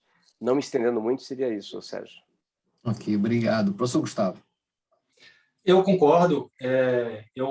Na verdade, a gente teve uma experiência, né, da criação de um Qualis separado, que foi justamente o que enterrou a TAC, né? Então, assim, a TAC ela teve que ser descontinuada porque ela sofria já com todas essas questões, todos esses desafios que a gente comentou aqui, e o principal desafio da desvalorização, né? E aí, o que aconteceu? Quando se pensou em criar um Qualis separado, na verdade, imediatamente se atribuiu C àqueles que seriam os tecnológicos. E eu sei, já repeti isso 1000 vezes, assim, em vários fóruns diferentes, porque é algo que ecoa na minha cabeça até hoje. Naquela mesma semana, eu participei de um evento da ABEC, e, na época, o presidente, Sigmar, ele fez um comentário que, assim, C não vale nada. Aí ficou nada, né? Porque a TAC tinha acabado de ser classificada como C. E foi exatamente isso que fez com que ninguém mais mandasse nada para a TAC, né? E eu acho que a TAC foi muito ousada e perdeu justamente, talvez até complementando a fala do Macari há pouco, né? Quando a gente tenta criar um modelo quantitativo, mas trazendo uma experiência que ela diz respeito ao paradigma predominante, a gente vai replicar esse paradigma dominante, né? Então, naquela ideia dos desafios, a gente tem uma questão cultural. Então, assim, a gente está habituado a compreender problemas. A gente tem uma questão educacional. Ninguém, provavelmente, de nós aqui foi ensinado a escrever artigo, a ler artigo, a avaliar artigo, a gente aprendeu fazendo, a gente aprendeu replicando, imitando, né? O que a gente via, e aí a gente chegou ao nosso modelo, mas que provavelmente ele vai reproduzindo aí toda a questão cultural, né? E a questão institucional, que, como vocês mesmo bem falaram, eu acho que foi o Eduardo Damião, que a CAPES ela tem um papel indutor. Então, quando ela diz o que é que vai ser valorizado, ela diz para a gente o que fazer, né? E aí, se a gente cria um Qualis, a gente vai criar esse Qualis talvez a partir do paradigma dos periódicos tradicionais, a gente vai tentar replicar esses periódicos tradicionais e a gente vai continuar fazendo o que a gente faz hoje, né? Então, eu acho que não. Obrigado, professor Gustavo. Professor Emerson, tem uma pergunta aqui, você pode ficar focado nessa, mas tem uma pergunta do professor Érico, amigo Érico Marques, que o papel nesse processo do modelo de avaliação, até que ponto se poderia ouvir a sociedade, as empresas, o governo, para ajudar a gente para sair um pouco da endogenia. O microfone está fechado. Pode repetir? O professor Érico Marques aqui apresentou uma questão interessante. Eu tinha falado inicialmente a questão da endogenia. No nosso modelo de avaliar pela CAPES, como é que a sociedade é auscultada? O que poderia ser escutada para melhorar o modelo de avaliação? Existe essa condição, essa estratégia? Olha, a questão da avaliação, eu vejo assim que deu agora o problema agora na CAPES, deu essa questão aí de bloquear tudo, está tudo parado e tal. Eu, assim, até comentei no nosso grupo lá, que a gente tem na ESO, eu até acho que demorou para isso acontecer, porque é muito ruim, ainda mais nós que somos da administração, é muito ruim você ir para uma competição e não saber se fazer gol vale, se fazer gol quantos gols tem que fazer para ganhar o jogo, você não sabe. Chega lá, muda uma trave de lugar, muda o goleiro, muda o juiz, muda a torcida, fazer gol a favor agora é contra. Assim, eu acho que isso era muito ruim para avaliação. E vou dizer por quê. Eu tive a experiência, ainda tenho, mas... E o time, né, professor? Sempre atrasado, né? E é uma coisa que é bobagem, que você consegue fazer tudo antes. A gente que é da administração, a gente sabe o que dá para fazer antes. Eu não sei porque tem que esperar vir os dados para depois fazer os critérios, entendeu? Como se fosse uma coisa... Não digo algo, por exemplo, o print que eu estou falando agora, ou até mesmo o próprio doutorado profissional, que é algo recente, a primeira avaliação, você olhar os dados, em cima dos dados, aí a primeira você, assim, meio que passa todo mundo, até porque se você não tem o PROEX, que é 6 e 7, que é o programa de excelência da CAPES, e não tem dinheiro diferenciado para ser 6 e 7, aí então você não disputa dinheiro, todo mundo, teoricamente, pode ser 5, se você não disputa dinheiro. Agora, no 6 e 7, que tem dinheiro envolvido, aí sim, aí tem um funil, tudo bem. Mas, assim, vamos pensar. Como a avaliação já acontece desde a década de 70, ou seja, tem uma grande experiência de avaliação, mais de 50 anos de avaliação, eu não consigo entender por que os critérios são colocados depois que o jogo acabou. Isso eu não consigo entender. Por que eu chego nessa conclusão, professor Sérgio? E eu vejo o quanto as áreas deixam de avançar. Eu ajudei a fazer mais de 100 programas, ajudei a fazer, estruturar 100 programas de pós-graduação nas áreas de administração, contabilidade, economia, biotecnologia, direito, engenharia, bom, Como o sistema é o mesmo, é monolítico, tem que calibrar o sistema para atender os requisitos daquelas áreas, e aí você consegue, então, aprovar um programa, melhorar um programa e assim por diante. Mas, assim, vamos pensar o seguinte, aonde que a sociedade entra e onde é que tem uma diferença dos recursos aplicados nisso aí. Se você tem um critério muito claro, eu sou um programa nota 3, e aí eu quero ser nota 4, coloca-se lá, então, algumas regras. Olha, para ter nota 4, você vai ter que ter tantos artigos internacionais, você vai ter que... Nota 3 é mestrado, não precisa ser doutorado. Você vai ter que ter, por exemplo, uma atuação assim, XYZ na comunidade, uma parceria com os outros programas, ou a participação dos seus professores em pós-doutorado e assim por diante. Então, se cria algumas regras. Se chegar lá, por exemplo, o coordenador para o seu reitor, reitor, eu quero virar nota 4, ou eu quero virar nota 5, ou eu quero virar nota 6, e eu tenho o critério que eu posso virar nota 4, ou eu posso virar nota 5, esse critério é claro, e se eu fizer, eu chego lá, é muito mais fácil de conseguir o recurso do reitor. O problema é uma loteria. Reitor, eu preciso botar aqui que eu quero chegar na nota 4, nota 5. Tem que fazer o quê? Ah, não, eu acho que tem que fazer isso aqui porque na última avaliação aconteceu isso. Se eu fizer isso aqui, talvez eu chegue lá. Aí o reitor fala assim, tá, mas quem me garante que vai chegar lá? Eu vou botar um monte de dinheiro, vou contratar um professor estrangeiro, 2, 3 estrangeiros, vou mandar 3, 4 caras para o pós-doutorado, para que vocês possam vir para cá, eu vou financiar tantas pesquisas, vou fazer tanto Sinjec, botar dinheiro, trazer o Sérgio Forte para vir lá dar uma palestra, fazer tudo para depois, olha, reitor, sabe aquela nossa conversa, aquele dinheiro que foi investido, não adiantou para nada, não, infelizmente vai continuar no 4, ou no 3, ou no 5. Então, qual que é o nosso, que eu vejo que é o nosso erro, professor Sérgio?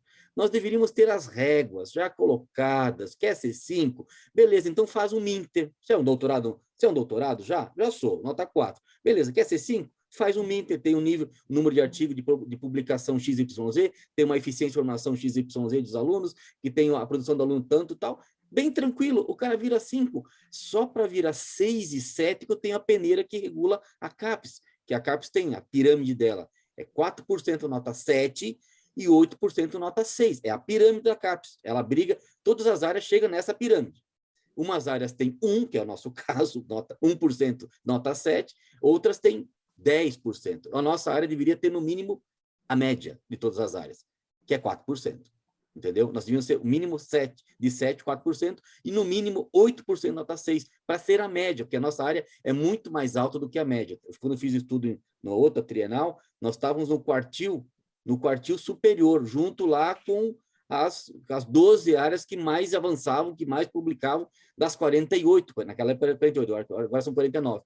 Mas o que eu digo assim, se, por exemplo, tiverem critérios já definidos a priori, e que você consiga chegar lá, é muito mais fácil de qualquer coordenador chegar para o seu reitor, pedir o recurso, porque ele vai chegar lá. O problema é pedir o recurso e você ficar com o pincel na mão e alguém tirar a escada, você ficar pendurado. E aí depois você parece ser o incompetente. E não foi. As pessoas mudaram a regra. Aí o cara que fez todo o esforço, professores que se mobilizaram, alunos se mobilizaram, chegou no final para nada. E assim, então, no doutorado e mestrado profissional, produção profissional, é a mesma coisa. Só que, ao meu ver, por enquanto, que nós não temos bem definido isso, ela deveria ser uma avaliação mais qualitativa e mais do impacto do programa. E aí, assim, em cima desses impactos, você começa a criar critérios de como você pode avaliar este impacto, pelos artigos tecnológicos, pelos produtos que foram feitos, pelas marcas, pelas empresas criadas, por aquilo que o programa interferiu em uma área, tipo no cooperativismo, como mudou aquele setor. Quer dizer, tem N coisas que a gente pode influenciar e que tem um valor, que você usou a ciência. Vou pegar um exemplo, o pessoal, quando eu orientei o pessoal lá na FIA, na MBA, tá? Era um pessoal ali que eu participei, o pessoal da Itaipu Binacional. Então, um trabalho que eles fizeram ali, eles conseguiram fazer um planejamento para fazer as manutenções em período que tinha menos, que não era tão cheia, que tinha menos água. Então, a manutenção, eles ficavam com mais tempo rodando no full, com as turbinas, do que era tipo padrão. Hoje tem que ser essa, amanhã tem que ser aquela. Não, tem que esperar o esquema das águas, dependendo como tem a chuva e como vai chegar a chuva na bacia, eu posso, então, tirar antes essa manutenção preventiva ou deixar um pouquinho e pegá-la depois para poder produzir. Então, são trabalhos feitos usando a ciência, mas em problemas reais. E aí gerou muito dinheiro, muita energia, que aí a Itaipu conseguiu agora, e ela usa esse modelo de administração da manutenção das turbinas, e hoje ela conseguiu ser muito mais produtiva, e isso são milhões a mais que foram agregados num trabalho esse. Então, por isso que eu vejo que nós temos que ser muito mais, como a parte profissional, a parte técnico-tecnológica, ela é mais recente. Eu acredito que a gente tem uma grande oportunidade de construir, esse sistema de avaliação muito mais ligado na realidade. Não pode vir apenas uma cópia do acadêmico, vamos pegar o Qualis, aí a gente está praticamente introduzindo a mesma lógica de avaliação para uma coisa que tem uma função diferente. Então, essa lógica ela pode ser um ponto de partida, mas ela não deve ser o ponto de chegada. A gente tem que descobrir, a gente tem que, em cima dos dados, descobrir qual é o ponto de chegada. Ok, professor, muito obrigado. Tem uma pergunta aqui do professor Sérgio Bastos, que ele fala o seguinte: para a gente quebrar esse corporativismo na academia, editores e avaliadores, eu acho que ele está preocupado com essa zona de conforto, e qual assim, a influência, o poder, o papel desses editores? Eles poderiam realmente ajudar nesse processo? Gustavo. Oi, vamos lá. Eu não sei muito... Vamos tentar na objetividade, tem mais perguntas ainda. Tá, eu não sei muito se existe corporativismo, eu não afirmaria isso. Certo.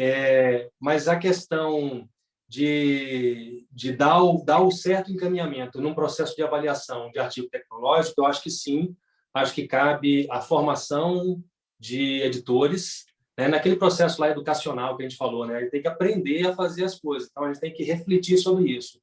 E a gente, de fato, precisa ter editores que entendam o que é artigo tecnológico para abrir esse espaço.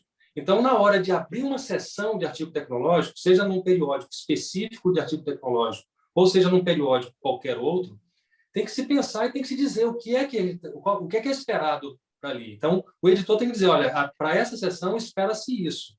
E aí ele vai dizer, se ele vai chamar de artigo tecnológico, se ele vai chamar de outro nome qualquer, não importa, desde que tenha passado por um processo de reflexão. O que nós estamos aqui, acho que todos nós quatro, né, e talvez grande parte da audiência, advogando, é pela produção científica com a finalidade para o uso, né? Então, se a gente vai chamar isso de artigo científico tradicional e colocar numa seção específica, num periódico, bacana. Se vai ser em qualquer outra seção, bacana. Mas o editor, sim, tem um papel fundamental de dizer o que é que se espera para aquela seção, se for uma seção ou para o jornal como um todo, né? Tá bom, muito obrigado, professor Gustavo. A sua experiência como editor da ATAC foi muito importante aí nessa fala. Bom, então, tem uma pergunta aqui da Josi, professora Josi, no caso, que como seria nós, professores que tivemos uma formação essencialmente acadêmica, eu diria, como é que a gente deveria se portar e o que é que deveria realizar nas nossas aulas, nas nossas pesquisas, para a gente fomentar o artigo tecnológico? Como deveria ser esse jeito de fazer? Professor Eduardo, você tem alguma ideia para nós? Eu acho que nós temos, em primeiro lugar, Sérgio, respeitar um pouco o perfil de cada professor, né? Tem professores que têm um perfil mais acadêmico, por mais que ele esteja num programa profissional, ele tem uma pegada mais acadêmica mesmo, ele estava voltado mais à questão da produção de um artigo que tem esse olhar mais científico, né? Ou no sentido de uma linguagem mais científica para um público que realmente quer discutir essa questão metodológica, por exemplo. Agora, tem professores que ele já consegue circular bem, né, nos dois âmbitos, né? Tem professores que vão bem na parte acadêmica, mas também tem uma linguagem muito boa com a parte prática, com a realidade do dia a dia das empresas, atua também, né, em programas de formação executiva, educação executiva, né, dão consultorias. Então, esses professores eles têm uma maior facilidade de fazer aquela tradução que nós comentamos, né, de um artigo científico, robusto do ponto de vista científico, mas com uma linguagem, né, para uma audiência mais praticante, né?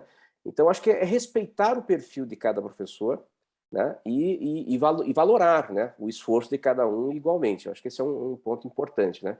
O outro aspecto é que tudo nós podemos desenvolver, tudo é possível nós aprendermos, né? Então, aquele professor que quer realmente se desenvolver um pouco mais nessa parte da questão de aplicação, né, é possível também que ele possa, como, né, eu concordo com o Gustavo, nós aprendemos como? Fazendo, imitando, né, praticando. Né? Foi assim que a gente aprendeu a escrever artigo científico, assim que a gente aprendeu a produzir, e esse professor também pode caminhar para esse lado. A gente tem as experiências do nosso programa, né, de mestrado profissional, que professores que entraram com uma pegada bem acadêmica e hoje eles já conseguem ter né, uma produção tecnológica, uma linguagem mais tecnológica, né, junto às cooperativas e com muita qualidade, né? Então é um processo de aprendizado, né? Tem que ser desenvolvido, mas acho que inicialmente respeitar muito o perfil de cada professor e contar com a contribuição de cada um deles. Bom, então, nessa mesma pegada, o professor André aqui presente, também, não sei de qual a instituição dele, também teve essa mesma preocupação operacional, né? Tem uma pergunta aqui do professor Marcelo, da Federal Mato Grosso do Sul. Qual o futuro dos programas profissionais formatados em rede nacional? E aí eu poderia passar a palavra para o professor Emerson. Legal, só uma coisa, acho que o professor Serra também levantou a mão, acho que ele quer falar alguma coisa. Depois, ok. Professor Serra. Mas eu vou responder essa questão antes, tá? Ok. Eu ajudei a formatar, professor Sérgio, o maior Eu queria programa. pedir da Taverne para o professor Serra abrir o vídeo dele, para que todos possam... Posso responder essa questão agora, depois? Agora? Certo.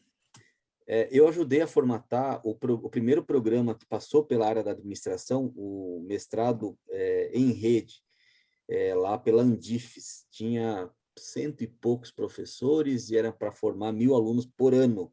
E ele passou na avaliação e depois não sei como é que ficou. Mas, assim, o que eu vejo o futuro dos mestrados em rede? Eu vejo, assim, que eles são programas que têm um objetivo bastante específico profissionais. Eles vão formar um grupo, um quadro, e aí eu acho que neste caso dos em rede, eles vão para atender uma demanda e o objeto, a demanda, e cessou a demanda, cessou o objeto, eles devem se encerrar. Ou eles podem, inclusive, esses em rede, serem os embriões para que aqueles professores daquela instituição que trabalham nessa rede possam montar o seu programa a partir desta experiência do programa em rede. Então, eu não vejo, assim, um programa em rede ser algo perene. Eu acho que ele tem algo para resolver, uma questão específica que junta vários professores de várias instituições em vários locais, resolve aquele problema e aí ele encerra, que pode ser um problema no sentido de um objeto que tem que ser resolvido lá para uma prefeitura, para um órgão público, para uma indústria, por alguma coisa nesse sentido, ou também pode ser o outro lado de formar professores nesse tipo de também programa, ter essa experiência para que eles possam criar o seu próprio programa profissional, local, para continuar a avançar da onde parou lá o profissional em rede. Obrigado, professor Emerson. O professor Serra levantou a mão e eu queria também fazer uma observação para o professor Serra. O professor Serra tem uma pergunta aqui de professor Weber Radael sobre... Eu sou um defensor da internacionalização das universidades brasileiras. Também queria lhe ouvir sobre isso, além da sua pergunta ou da sua observação. Bom, em 2007 teve o Hembrick, a Helfat, o Danny Miller, eles colocaram em xeque, né, o que a gente andava contribuindo com um foco excessivo na teoria pela teoria, né? Mas o que eu acho interessante é que, numa pesquisa que por acaso foi a Isabel que fez, e olhando relevância de Business School, e tem uma perspectiva que, para mim, pelo menos, que eu queria colocar em discussão pelos panelistas, tem um problema que a gente chama loss before translation. Eu acho que esse problema é um problema do acadêmico. Conhecimento sem chance de impactar a prática. Tá? Então, a gente não estudar fenômenos relevantes, tá? E daí por diante. E, como está na exigência hoje dos journals, principalmente do Strategic Management Society, ter o managerial abstract lá bem claro, né? O que essa linha de conhecimento, essa gota de conhecimento traz de impacto. O segundo é Lost in Translation, que para mim é um problema dos mestrados profissionais, quer dizer, falta de tradução para a prática, tá? E aí reforçando, né, só 8%, de um lado, né, mesmo no Lost Before Translation, só 8% do que está na Academy of Management Review foi testado até hoje, né? E do outro lado, grande parte daquilo que a gente fez, a gente não mostra como é que usa, seja como artigo tecnológico ou como a Business Horizons e a Harvard Business Review fazem, e a Business Horizon, para mim, sou fã, né? Então, esse é um ponto que eu queria colocar. Acho que, para mim, pelo menos eu trabalho em 2 programas, eu tento me localizar nos 2 assim. Num eu trabalho muito Lost em Translation, com um pouquinho de Lost Before Translation, que é o profissional. Do outro, eu me preocupo mais com esse trabalhar coisas que sejam relevantes, mas é um ponto de vista para discutir. O outro ponto era, reforçando isso do Emerson, não querendo trazer polêmica, mas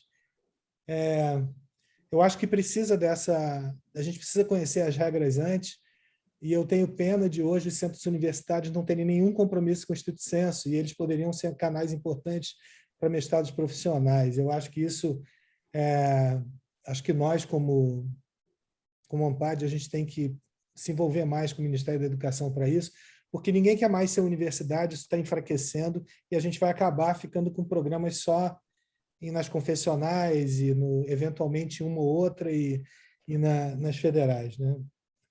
E, por último, é uma pergunta específica para o Gustavo, né? Eu me lembro da palestra dele lá na Uninove também, e vou até dizer, eu estou agora negociei com uma empresa, essa de Dubai, que para abrir uma revista, e a minha revista é fazer uma espécie de Business Horizons dentro né, daquilo que está lá. E a gente tem na RAC uma coisa de artigo tecnológico, e tem lá na RIAE também tem um pedacinho de artigo tecnológico, a gente tem uma revista de artigo tecnológico na GIP, a gente tem o Mundo PM, que é uma revista que publica tecnológico, que não é nossa, mas lá de Curitiba. Quer dizer, a gente tem um problema de canais de publicação de artigo tecnológico, né? Será que os canais precisariam ser somente as revistas? Será que não valia ter canais virtuais e daí por diante?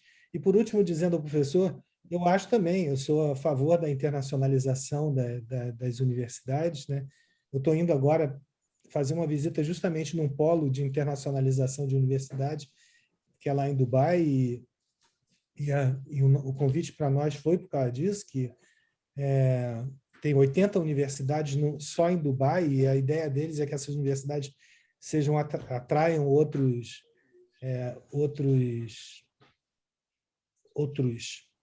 vamos dizer assim, alunos de outros lugares.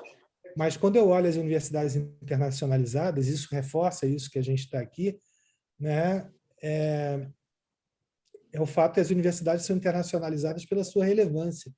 E a sua relevância, ela vem de uma legitimidade que não que tem a ver com empregabilidade, com aplicabilidade, daí por diante. Pode fazer pegar o nome de qualquer uma na nossa área que seja internacionalizada e que está em outros países, você vai ver que ela tem um foco muito grande nessa parte que o Damião comentou, e que eu acho que a PUC do Paraná, não posso falar em público, faço parte de um comitê de estratégia do Grupo Marista, né? E eu vejo um foco muito grande dessa relevância prática, seja pelos órgãos de fronteira que eles estão fazendo lá com a parte de inovação, como com essa parte de ligar os distritos ao dia a dia de organizações. Então, eu acho que ia atrair gente de fora, né, do Paraguai, de outros lugares, e daí por diante. Então, eu acho que esse é o caminho. Agora, uma coisa que eu concordo com o Emerson, sem criar polêmica, é que os nossos reitores, eles vivem de pressões coercitivas, né? Então, se a gente não tiver as regras antes e não tiver um incentivo para continuar sendo universidade com uma dimensão maior dos centros universitários para que eles possam ter mais programas profissionais, até porque nos nossos programas acadêmicos profissionais a gente tem executivos, presidente de caixa cartões, um monte de gente que é profissional mesmo. Então, eu acho que a gente precisa, como ANPAD, a gente tem discutido isso também na diretoria, mas dar um passo a mais, quer dizer, fazer a ANPAD ser mais atuante naquilo que é importante para os programas, para a sociedade, e para termos mais mestres e doutores, porque eles fazem diferença para a sociedade, sem dúvida. Obrigado, professor Fernando. É muito importante, então, nesse nosso painel, sua presença, apresentando. Nesse caso, professor Fernando, você quer fazer alguma endereçar? Porque eu acho que tocou alguma coisa com relação aí ao professor Emerson, Gustavo e Damião. Tem alguma coisa específica ou foi só um painel geral? A voz.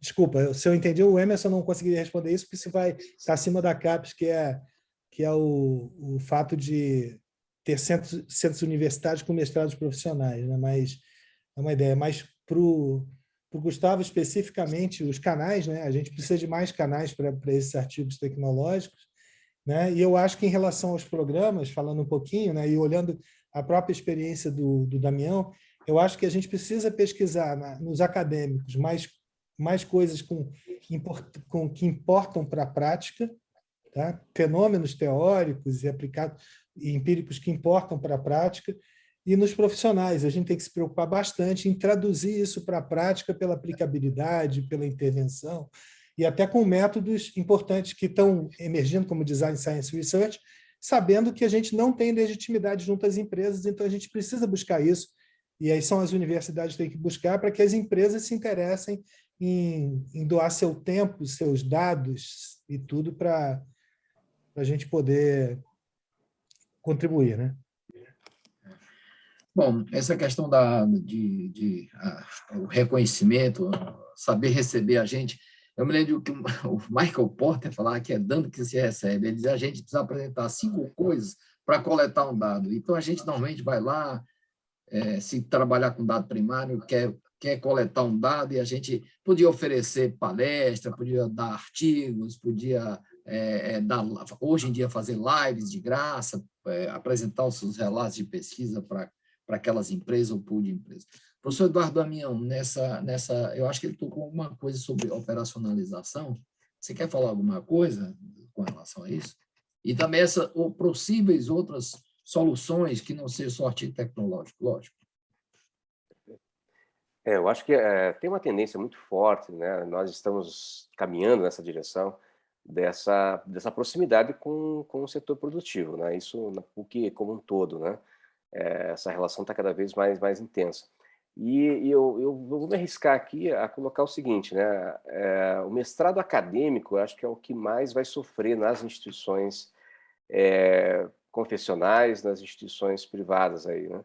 Por quê? Porque o público do mestrado acadêmico ele tá ficando cada vez mais difícil de se comprometer com um tempo integral, né?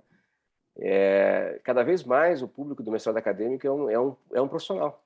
É alguém que precisa estar na atividade profissional, trabalhando, né, para poder até mesmo financiar o seu mestrado ali, uma vez que às vezes só a bolsa não é suficiente ali para ele poder manter família, manter, né, as atividades dele e ficar só estudando. Então, isso nós já detectamos ali, e isso faz com que a gente tenha que ter um perfil de atração desse profissional, né, com temáticas, né, que possam realmente fazer com que eles se interessem em ir para o programa. E a gente tem feito uma coisa interessante, que é parcerias com empresas. Por exemplo, hoje nós temos vários alunos de mestrado por acadêmico, né? Nós temos lá o PPG-COP, que é o Cooperativas, né? que é o mestrado profissional, mas no mestrado acadêmico nós temos parcerias com empresas como a Bosch, por exemplo, onde temos vários executivos da Bosch cursando mestrado acadêmico. Nós temos alunos da Volvo, alunos da Renault, né? Que também vieram para o acadêmico. E o que nós temos que fazer? Nós tínhamos que trabalhar na proposta pedagógica do programa, né? Uma estrutura para poder torná-lo atrativo para esse público, para esse perfil de profissional, ou seja, alguém que está no mercado de trabalho, mas que quer fazer um mestrado, né? Por quê? Porque ele já detectou que os MBAs aí já não agregam mais, né? E o mestrado agrega, né? Então ele vem, mas só que ele precisa de horário, né? Compatível com a atividade profissional dele, porque ele continua na empresa trabalhando, e ele precisa também de justificar o projeto dele, né? O projeto de mestrado, né? De ser algo aplicável para a empresa, para que ele possa entregar, devolver para a empresa esse investimento, esse apoio que a empresa está dando a ele para poder fazer o mestrado. Ou seja, então eu visualizo assim, uma tendência, né, nessas instituições, né, privadas e confessionais, de caminharmos, né, na área de gestão em especial para o mestrado profissional, né, para esse perfil, esse público do mestrado profissional. E o doutorado, sim, ficar para o acadêmico, né, de fato, né, e com possibilidade de termos doutorado profissional também aí na sequência, né? E essa proximidade, eu acho que ela traz um ganho muito importante, né? Porque há um ganho de qualidade de aluno, de percepção, de experiência de vida, experiência profissional, que ele, associando com a visão acadêmica, a visão de pesquisa, né, dá um resultado fantástico, que leva para a empresa um benefício, né, que a gente já tem tido relatos importantes dessas empresas, mostrando claramente ali que a contribuição desses executivos, né, depois que eles entraram no mestrado e que criaram um senso mais crítico, né, e um aprofundamento mais teórico também, foi expressivo, né, foi significativo e visível, né, a melhoria da contribuição desses profissionais nas empresas. Então, eu vejo aí uma tendência forte, né, possivelmente de um desaparecimento do mestrado acadêmico, né, de um mestrado ser profissional, e podendo ir acontecer até essa ideia do Serra, né, dos centros universitários.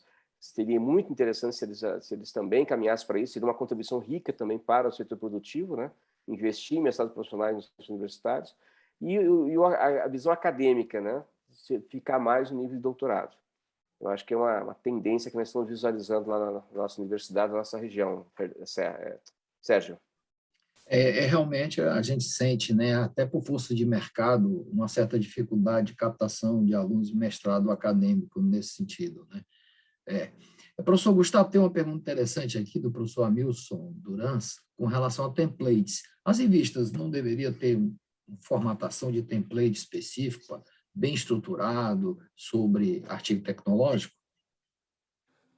Sérgio, eu vou até tentar responder também a pergunta do Fernando, né? Sobre a questão de mais canais e templates. Temos alguns poucos minutos, mas ainda queria ouvir o Emerson depois, e no final uma fechamento. Tá, vou tentar ser muito rápido. Eu acho que sim, mas não necessariamente um template, não algo que você precise baixar. Se tiver, isso é muito comum para revistas internacionais, e isso ajuda, inclusive, o processo editorial depois, né? Mas o dizer, a editoria dizer para o autor o que espera dele, inclusive em termos de estrutura, eu acho que sim. Aí a Business Horizons, eu acho um excelente, da mesma forma que o Fernando Serra comentou, eu acho que ela é um excelente benchmarking para editores, porque ela coloca justamente as questões que eu acho que a nossa academia precisa. Não a transição direto do nosso modelo tradicional para um modelo Harvard Business Review, por exemplo, mas um modelo de transição, um modelo em que você começa a dizer assim, não vamos chamar mais de introdução, procedimentos metodológicos, vamos dar significado para essas questões, né? Dizer assim, olha, o que eu falo nessa introdução? Então, faz um título do que está sendo falado, e não de introdução, porque a introdução cabe para qualquer um. Né? Vamos dar significado. Então, essas são questões que eu acho que são importantes para uma reflexão por parte dos editores. Em termos de mais canais, eu estou tentando até abrir aqui, Serra, não está abrindo agora, mas o Altieres, que vocês conhecem bem, né, passou na Uninove, não sei se ele está lá ainda, ele fez um trabalho muito importante de editoria em várias revistas, e ele fez uma lista de revistas que aceitam trabalhos tecnológicos, né, artigo, relato tecnológico, etc. E essa é uma lista bem extensa, né? Os principais, né, assim, ele classifica por qualis, então a gente teria a Hack, tem a Regep, tem a Alcance, tem a Future, tem a gestão GEAS, né, gestão ambiental, e não vou lembrar exatamente como é o título, sociedade, enfim, sustentabilidade, né? A internet, a pretexto, e aí vai dando uma lista bem grande. Então, assim, não nos falta canais. Eu acho que falta, sim, talvez canais diferentes, canais que sejam mais ousados, que tentem trazer algo novo, e aí seguindo a linha lá do Emerson, né, de vamos ousar, vamos ver, e aí o que der certo a gente mantém, o que não der certo a gente retira, né? E aí eu acho que é isso, acho que eu vou, para não ocupar muito tempo, sim, eu acho que não precisamos de mais canais, precisamos de mais reflexão sobre o modelo que a gente está querendo oferecer, e isso passa pela editoria. Então, talvez não necessariamente precisando de template, mas se tiver template, certamente ajuda.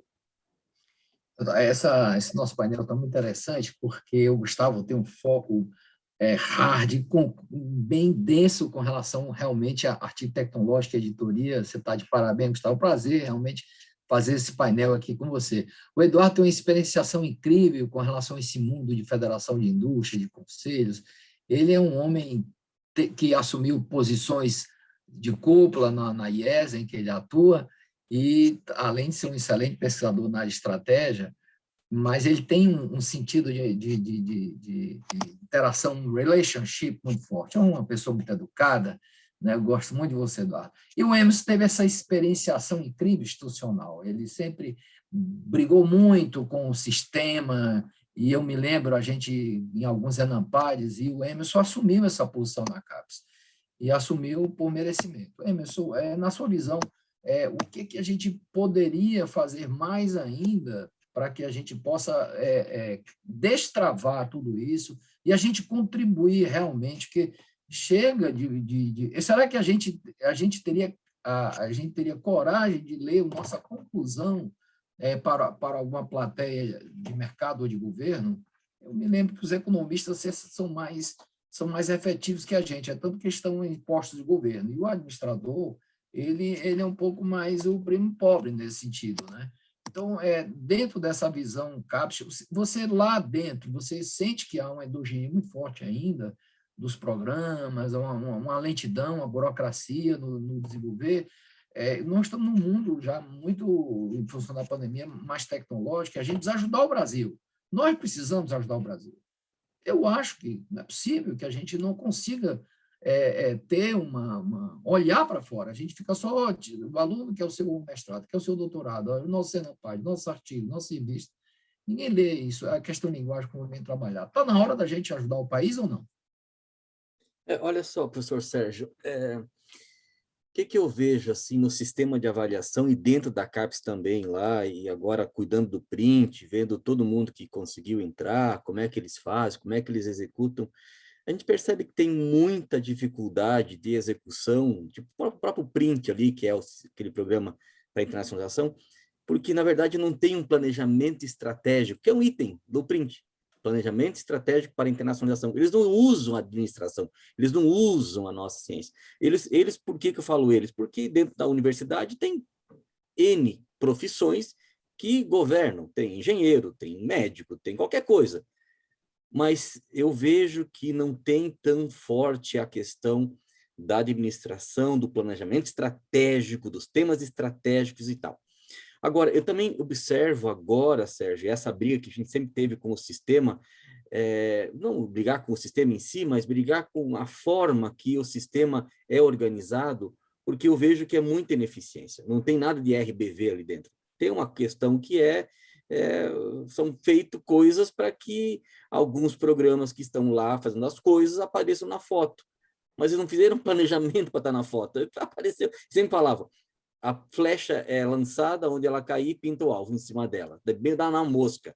Então, assim, isso tem que parar, porque é muito mais eficiente se a gente fizer o trabalho que a gente tem que fazer, que é organizar as coisas, pensar bem como é que a gente quer, aonde a gente quer chegar, qual a missão, qual é a visão, qual é o plano, e aí sim, com aquilo que a gente quer chegar como área e se colocar, porque a nossa área, dentro das 49 que tem aí, é uma área bastante importante, é uma área bastante pesada, com muitos programas, com muitos alunos, que a gente tem muito poder no sentido de base, mas tem pouco poder no sentido de representação.